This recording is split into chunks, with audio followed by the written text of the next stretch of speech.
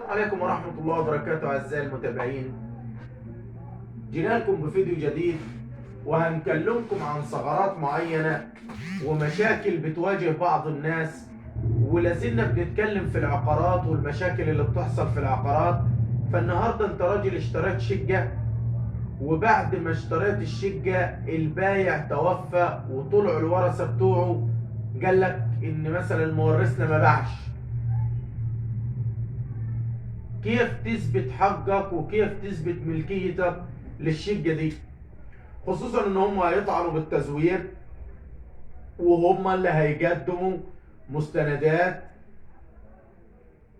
بتوقيع المتوفي. هنا الثغرة ان ممكن يجيبوا مستندات مش توقيع المتوفي ويقدموها للخبير، وفي الحالة دي يطلع التوقيع مش توقيع المتوفي وتضيع عليك الشقة. طب امال انا هعمل ايه؟ اسمع الفيديو.